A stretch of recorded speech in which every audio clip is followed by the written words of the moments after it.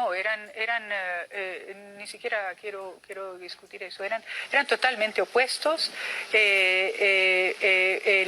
Ninguno de los dos era particularmente inteligente, aunque la gente crea que la gente que hace una fortuna de $1.000 millones es inteligencia, están equivocados. Eran audaces, eran inescrupulosos, eran crueles, eran burdos.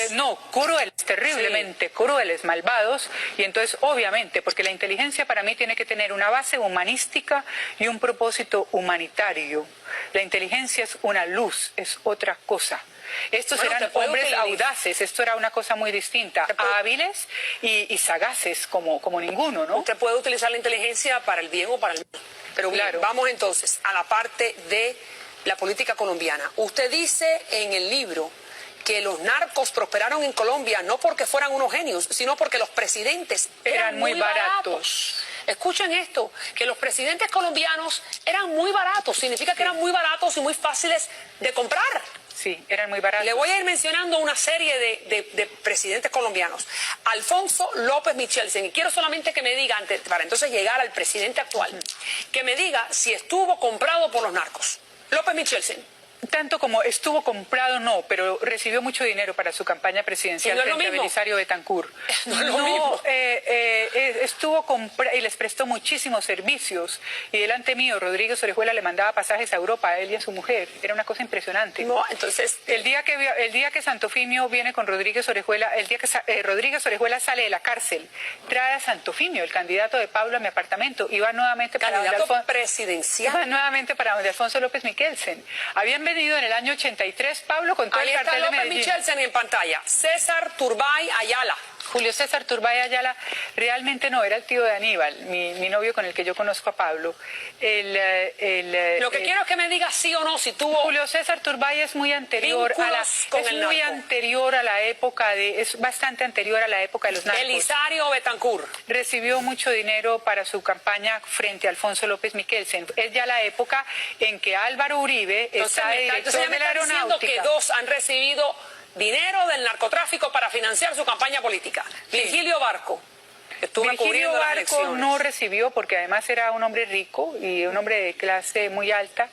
Pero el socio de Gilberto Rodríguez Orejuela, que se llamaba Germán Montoya, era el hombre detrás del trono en la administración de Barco.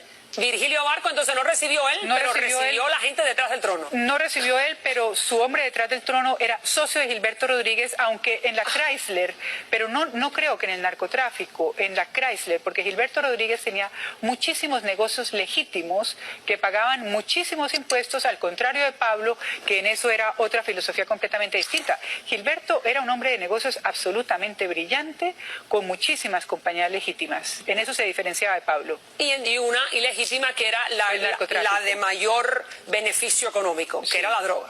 Sí. César Gaviria. César Gaviria, que yo sepa, no.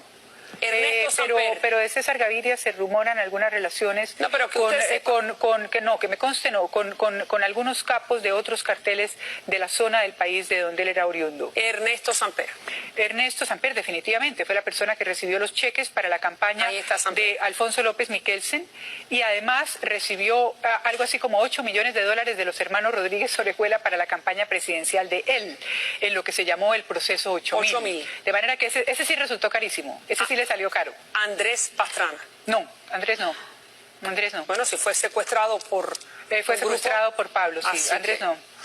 Ok, vamos con Uribe. Vamos con Álvaro Uribe Vélez. Álvaro Uribe, que es el presidente actual de Colombia, uno de los hombres más respetados por Washington, uno de los hombres más cercanos a la administración del presidente Bush, un hombre de derecha, en un mar de diferentes gobernantes latinoamericanos que están de tendencia a izquierda. Fíjese, lo que voy a leer en particular, lo que dice su libro en la página 111, para ser más exacta. Vamos a buscarlo para no... En la introducción ya cuento de entrada lo que está pasando. Fíjense, lo que dice, y preste atención usted que me está mirando en su casa. Pablo me presenta al ex alcalde de Medellín, y me simpatiza de inmediato porque pienso que es uno de los contados amigos de Pablo con cara de gente decente y que yo recuerde el único con gafas de estudioso. Fue director de la aeronáutica civil en 1980 al 82 y ahora a sus 31 años, todo el mundo le pronostica una brillante carrera política. Se llama Álvaro Uribe Vélez y Pablo lo idolatra. Sí. Mi negocio y el de mis socios es el transporte. Le dice a usted Pablo Escobar, a $5,000 por kilo asegurado. Y está construido sobre una sola base, la pista de aterrizaje y los aviones y los helicópteros. Ese muchacho, Álvaro Uribe, ese muchacho bendito, con ayuda del subdirector César Villegas, nos concedió docenas y docenas de licencias para las primeras y centenares para los segundos. Sin pistas ni aviones propios, todavía estaríamos trayendo la pasta de coca en llantas desde Bolivia y nadando hasta Miami para llevarle la mercancía a los gringos. Gracias a él, me refiero al presidente, gracias a él, es lo que yo estoy enterado de todo lo que pasa en la aeronáutica civil y en el aeropuerto de Medellín, ahí donde lo ves con sus gafas. Y esa cara de seminarista es un peleador bravísimo. Bueno, entre otras cosas son aseveraciones sumamente graves, señora Vallejo, sobre el presidente de Colombia, el que está recibiendo cerca de $4,000 millones en un plan Colombia, que es de ayuda por parte de los Estados Unidos al narcotráfico colombiano. Cuénteme. Bueno, le cuento que me arrepiento de haber dicho gafitas de estudioso, me traicionó el subconsciente, porque como llevo 20 años viéndolo retratado con gafas, entonces me traicionó el subconsciente de haber dicho cara de estudioso, no gafitas de estudioso. Él salió a decir que yo estaba mintiendo porque había dicho gafitas de estudioso. Me arrepiento, señor presidente, de haber dicho que tenía gafitas de estudioso. Listo, no las tenía. Ya en la corrección del libro dice cara de estudioso o cara de seminarista. ¿Estaba en el narcotráfico el presidente? En el narcotráfico no. Yo no sé si en el narcotráfico estaba o no. Mire, yo había podido poner en pero el si libro... usted dice que le está dando la licencia para las pistas, para que aterricen los aviones, para que se llenen de la coca. Sí, eso es darles las licencias, no ser narcotraficante. Pero Virginia... Bueno, momento. Entonces, venga, le digo, María Elvira, espere, déjeme termino. El narcotráfico se dispara. Todos estos tipos eran delincuentes del bajo mundo durante los años 70. Y el narcotráfico se dispara y empiezan a entrarles esos raudales de dinero entre el 80 y el 82. Es cuando esas fortunas se vuelven de billions, según Forbes. Miles de millones de millones. Según Forbes y Fortune. Y eso coincidencialmente es la etapa en que Álvaro Uribe Vélez es director de la aeronáutica, y muchos de los archivos de la gestión de Álvaro Uribe durante esos 2 años se han desaparecido misteriosamente. Supongo que para eso sirve tener a Juan Manuel Santos de director del Tiempo, o yo no sé qué ha pasado. El periodista Daniel Coronel, que empezó a investigar todo eso, tuvo que salir corriendo de Colombia, y a un periodista del Nuevo Herald, a quien el presidente tuvo el nervio de decir que había escrito mi libro. Imagínense, como si esto lo hubiera podido escribir ese señor. Esto es escrito con la piel y el corazón de una mujer, ¿no? Y además ese señor escribe muy mal y no escribe con el estilo mío, que es, gracias a Dios, creo que impecable. Ese también tuvo que salir corriendo de Colombia cuando el presidente dijo que me había colaborado en mi libro, lo cual es falso.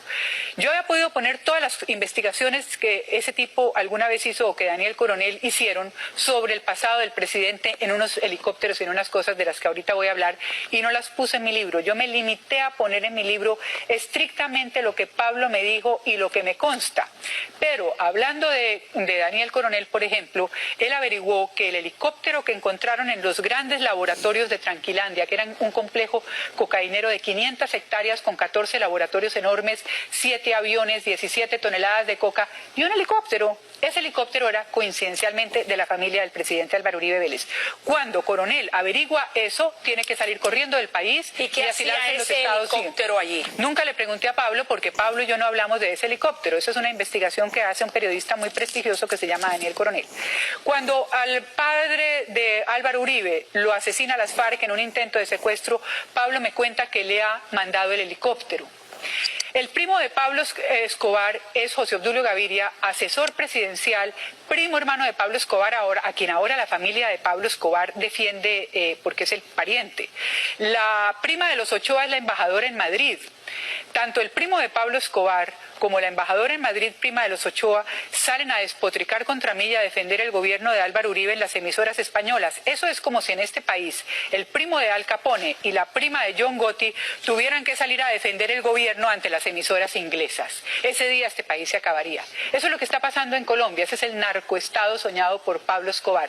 Yo hablo ahí de la banda de los primos. Claro, pero hay demasiadas coincidencias. Narcoestado, pero es un narcoestado que lo está apoyando apoyando el presidente Uribe? Sí, el presidente el gobierno de los Estados Unidos, porque además entre toda esa colección de joyas como Chávez y Dios mío que hay en este momento en América Latina. El presidente Uribe, en particular, está apoyando ese narcoestado, es mi pregunta.